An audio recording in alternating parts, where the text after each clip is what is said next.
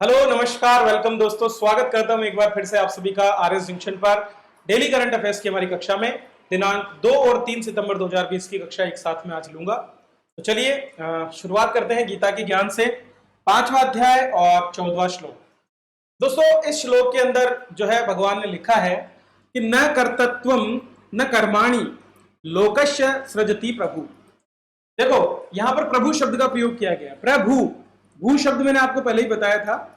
प्र शब्द प्रकट होने से है और भू मतलब जिसका अस्तित्व। प्रभु सगुण देहधारी ईश्वर को बताया गया है।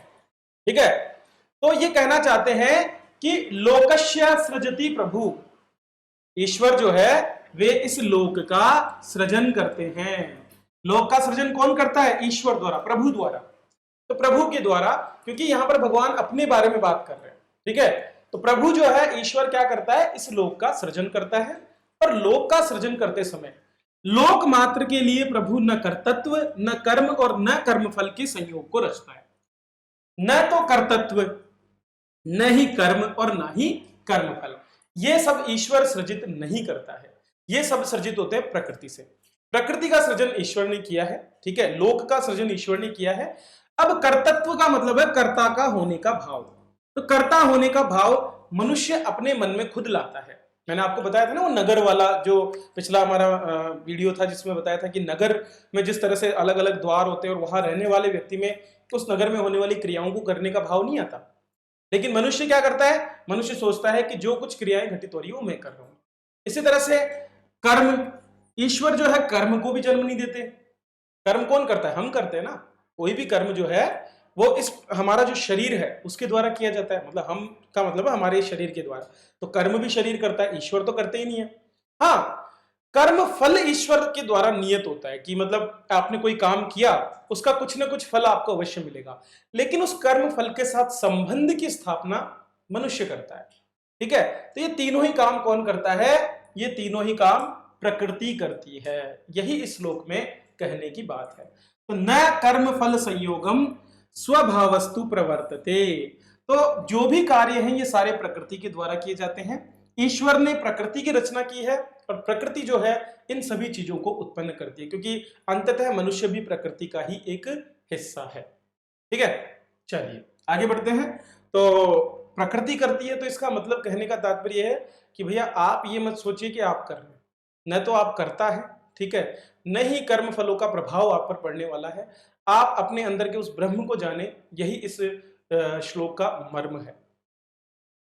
पहला आज का हमारा प्रश्न अच्छा प्रश्न है, कुछ नियुक्तियों से जुड़े हैं और नियुक्तियों पर प्रश्न आपके छोटे एग्जाम्स में आ जाते हैं, बड़े में तो नहीं पूछते हैं, लेकिन हो सकता है आरएस में कई बार पूछ लिए जाते हैं। तो निम्नलिखित में से किस महिला आईपीएस अधिकारी को हाल ही में श्रीनगर सेक्टर, जो कि एक अशांत सेक्टर के रूप में जाना जाता है, उग्रवादी और आतंकवादी गतिविधियों के लिए जो है इस क्षेत्र को हमेशा न्यूज में बना रहता है, वहां पर इंस्पेक्टर जनरल अर्थात आईजी की पोस्ट पर एक आईपीएस नियुक्त की गई है। नाम है चारू सिन्हा। तो पहली महिला आईपीएस है जो कि श्रीनगर सेक्टर में आईजी के पद पर पहुंचने वाली बन गई है। इनके बारे में बेसिक सी जानकारी है। तो श्रीनगर में काम करने से पहले वो जो है नक्सली क्षेत्र में बिहार में भी आतंकवादियों से निपट चुकी हैं और 1996 बैच की तेलंगाना कैडर की आईपीएस अधिकारी है। इतना काफी है, इससे ज्यादा आपको जानने की जरूरत नहीं है। चलिए नेक्स्ट प्रश्न, ये भी नियुक्ति से जुड़ा है। आप सभी को पता होगा दोस्तों, अशोक लवासा जी जो कि चुनाव आयुक्त थे, ठीक है, वे हाल ही में क्या बन गए हैं? एशियन डेवलपमेंट बैंक के उपाध्यक्ष। उनका पद रिक्त हो गया, उनकी जगह पर नए चुनाव आयुक्त की नियुक्ति हो गई है। कौन बने हैं? राजीव कुमार। तो आप सभी को पता होगा अरोड़ा जी हमारे जो है मुख्य चुनाव आयुक्त है, सुशील चंद्रा जी एक अन्य चुनाव आयुक्त है और उनके साथ में अब राजीव कुमार जी भी जो है जुड़ गए हैं।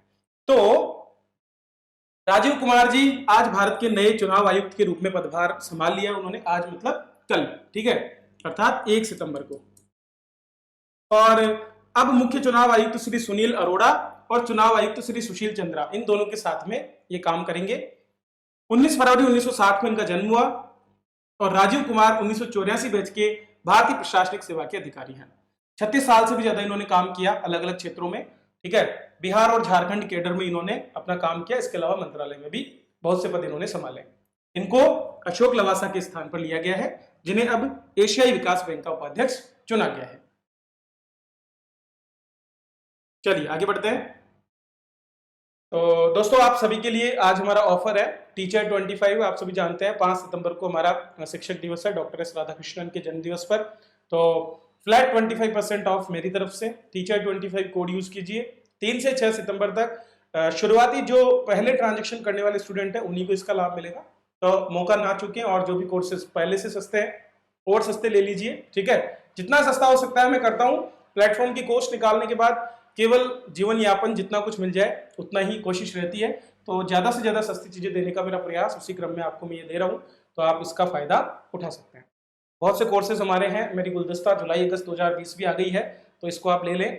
100 पेज की ये पुस्तक है जिसमें लगभग 250 से ज्यादा क्वेश्चन है जिनका आप लाभ उठा सकते हैं। तो एप्लीकेशन आप डाउनलोड कर सकते हैं आरएस जंक्शन, वहां पर आप इसका उपयोग कर सकते हैं। इसके अलावा एसीएफ के जो छात्र तैयारी कर रहे हैं, तो रिवीजन में लास्ट टाइम में अगर वो पढ़ना चाहते हैं तो वो भी जो है कोर्सेज को ज्वाइन कर सकते हैं। टेस्ट सीरीज हमारी आरएस की है, उसको भी आप ज्वाइन कर सकते हैं। चलिए एक कंसेप्ट आपका क्लियर करूंगा आज। अच्छा कंसेप्ट है। कल जो है दोस्तों सुप्रीम कोर्ट ने एक फैसला सुनाया है, और जो हमारी टेलीकॉम कंपनियां हैं, टेलीकॉम कंपनियां कौन होती है? वोडाफोन, ठीक है, जियो, इस तरह की कंपनियां।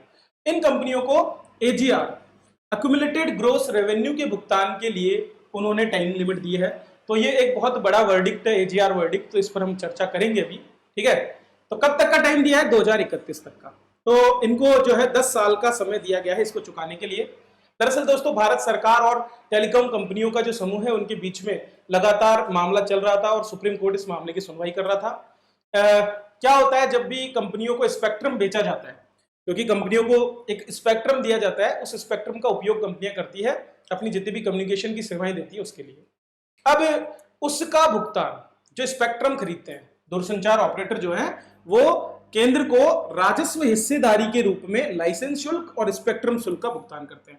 तो एक तो उनको लाइसेंस लेना होता है सरकार की तरफ से, और एक जो स्पेक्ट्रम उन्होंने खरीद रखा है जो उपग्रहों के माध्यम से जो कम्युनिकेशन में काम आता है, वो हर्ट्ज के अंदर आपने पढ़ा होगा कि कितने हर्ट्ज तक का है। जैसे कि 1200 से लेकर के 1800 हर्ट्ज तक का आपके आर्मी के लिए पहले से रिजर्व है, ठीक है।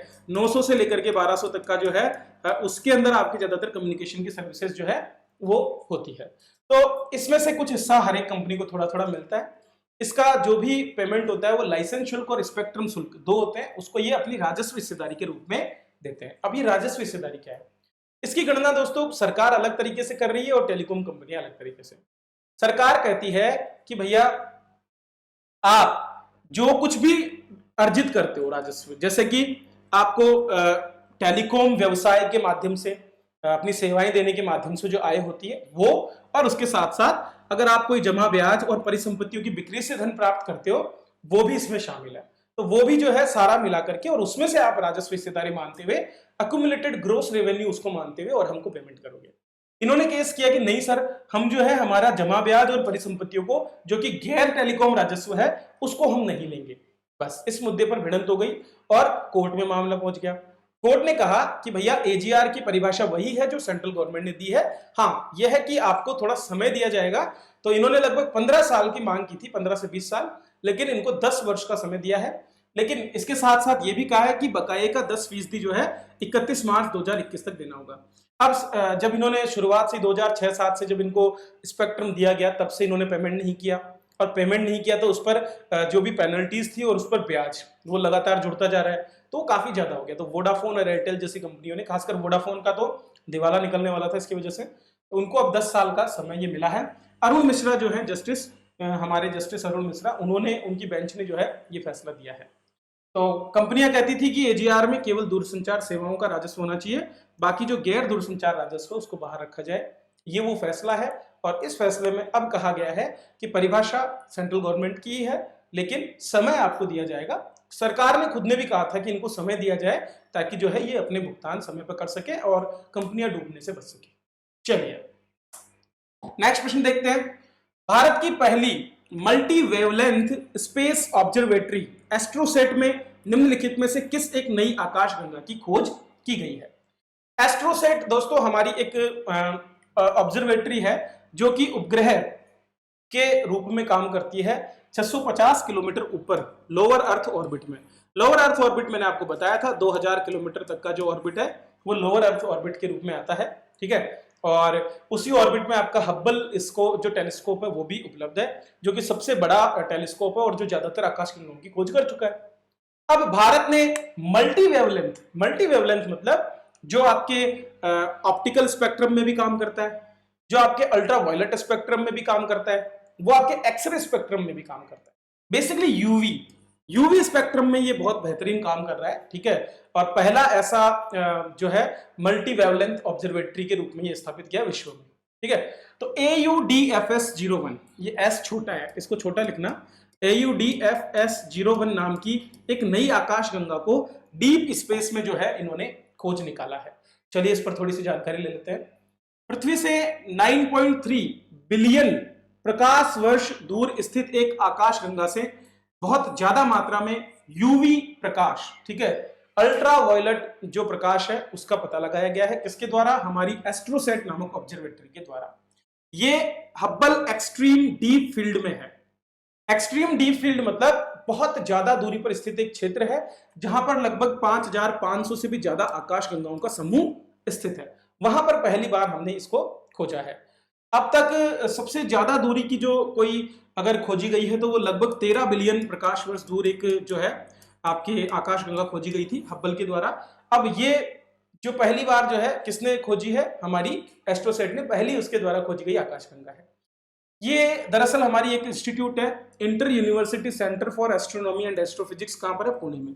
Inter university centre for astronomy and astrophysics, IUCAA, उसके द्वारा ये खोजी गई है। बहुत से देशों का समर्थन भी हमने लिया, Bharat, Switzerland, France, America, Japan और नीदरलैंड, इनके वैज्ञानिकों के साथ मिलकर के ये खोज हमने की है।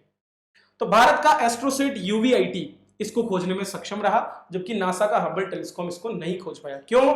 क्योंकि जो नासा का UVIT डिटेक्टर है उसमें शोर बहुत ज्यादा है। शोर का मतलब डिस्टरबेंस, जो प्रकाश आ रहा है, ठीक है, उसको जब वो रीड कर रहा है तो उसमें बहुत ज्यादा डिस्टरबेंस है, तो क्लियरली वो मेंशन नहीं कर सकता कि उसकी लोकेशन कहां पर है।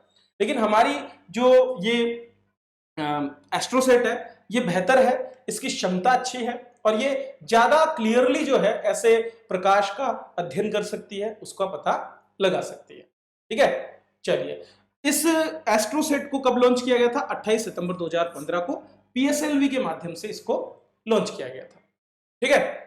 चलिए, तो ये बहुत अच्छा प्रश्न है, एक आने लायक प्रश्न है ये, खास करके IAS जैसे बड़े एग्जाम्स में ये प्रश्न जरूर पूछा जा सकता है। मुझे बहुत उम्मीद है अगर पेपर नहीं बने होंगे तो इस प्रश्न को वो सम्मिलित जरूर करेंगे। चलिए नेक्स्ट प्रश्न देखते हैं, ये भी अच्छा प्रश्न है। एक नया मिशन कर्मयोगी सरकार के द्वारा लॉन्च किया गया है, केंद्र सरकार ने घोषित किया। आपको बताना है किस क्षेत्र का मिशन है। आंसर आएगा सिविल सेवा क्षमता का विकास।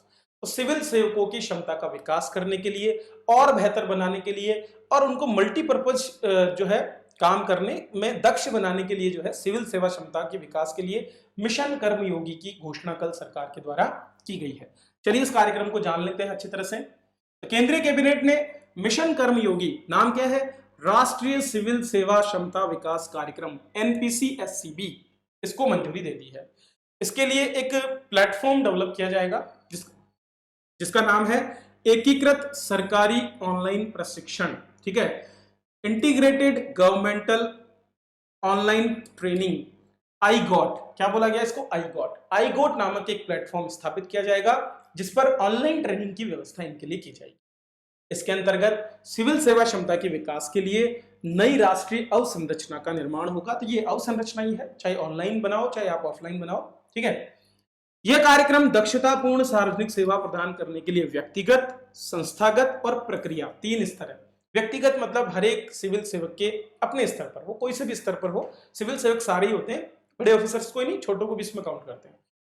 संस्थागत इंस्टीट्यूशनल लेवल पर अलग अलग विभागों में, और प्रक्रिया मतलब जो प्रोसेस यूज की जाती है, इन सभी चीजों में सुधार की बात इसमें की जाएगी।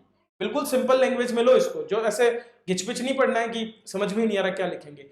बेसिक जितना रहोगे, जितना निचले लेवल पर रहोगे, उतना ज्यादा सही आंसर आप लास्ट में दे पाओगे। सिविल सेवा क्षमता विकास योजनाओं के अनुमोदन के लिए जो भी योजनाएं हम चलाएंगे, जिनसे कि प्रोग्राम्स उनके लिए हम बना सकें ताकि वो बेहतर सिविल सेवक बन सके, उसको अनुमोदन प्रदान करने और निगरानी के लिए एक परिषद जिसका नाम है मानव संसाधन परिषद, ह्यूमन रिसोर्सेज काउंसिल, किसकी अध्यक्षता में गठित होगी? प्रधानमंत्री की अध्यक्षता में, ठीक है। तो प्रधानमंत्री उसको लीड करेंगे। क्षमता विकास आयोग एक जो है बनाया जाएगा। तो क्षमता विकास आयोग द्वारा प्रशिक्षण मानकों में सामंजस्य बनाया जाएगा, साझा संकाय और संसाधन बनाने और सभी केंद्रीय प्रशिक्षण संस्थानों के लिए पर्यवेक्षी की भूमिका निभाने जैसे कामों को किया जाएगा। तो ये आयोग क्या करेगा? ये आयोग सलाह देगा कि किस तरह से इनको काम करना चाहिए। अब देखो, ऑनलाइन लर्निंग प्लेटफॉर्म के स्वामित्व और संचालन तथा विश्व स्तरीय लर्निंग विषय वस्तु बाजार स्थल को सुविधाजनक बनाने के लिए एक पूर्ण स्वामित्व वाला एसपीवी स्पेशल पर्पज व्हीकल जो है वो बनाया जाएगा। एसपीवी एक कंपनी अधिनियम के अंतर्गत गठित होने वाली कंपनी की तरह ही होती है, ठीक है, जिसको एक बजट दिया जाएगा, उसका एक अपना पैसा होगा, उस पैसे का प्रयोग करके और वो ऑनलाइन लर्निंग प्लेटफॉर्म को बेहतर बनाने की कोशिश करेगा, मटेरियल अवेलेबल करने की कोशिश करेगा। लगभग 46 लाख केंद्रीय कर्मचारियों को कवर करने के लिए 2020-21 से लेकर के 2024-25 5 वर्ष की अवधि के दौरान 510 करोड़ रुपए इसमें व्यय किए जाएंगे। तो क्या पढ़ा आपने कर्मयोगी में? कर्मयोगी जो मिशन कर्मयोगी है वो हमारे सिविल सर्विसेज जो सर्वेंट्स हैं उन सभी की क्षमताओं के विकास के लिए होगा। एक काउंसिल बनेगी, मानव संसाधन काउंसिल, प्रधानमंत्री की अध्यक्षता में। एक समता विकास आयोग बनेगा और एक स्पेशल पर्पज व्हीकल बनेगा और 510 करोड़ रुपए 5 वर्षों के दौरान ट्रेनिंग जैसे कामों में खर्च किए जाएंगे ताकि हमारी सिविल सेवाओं को और बेहतर और दक्ष और ज्यादा नजदीक बनाया जा सके, दूरियों को कम किया जा सके जनता के साथ, वो प्रयास यहाँ पर होगा। तो ये भी एक अच्छा प्रश्न बनता है, ठीक है। चलिए, तो ये थी आज की कक्षा जिसमें मैंने चर्चा की आपसे कुछ महत्वपूर्ण मुद्दों पर। इसी तरह से अगली कक्षा में भी लाऊंगा कुछ मुद्दे, चर्चा करेंगे हम उन पर भी। तब तक के लिए आप सभी का बहुत बहुत धन्यवाद। वीडियो को लाइक, शेयर और सब्सक्राइब जरूर करें।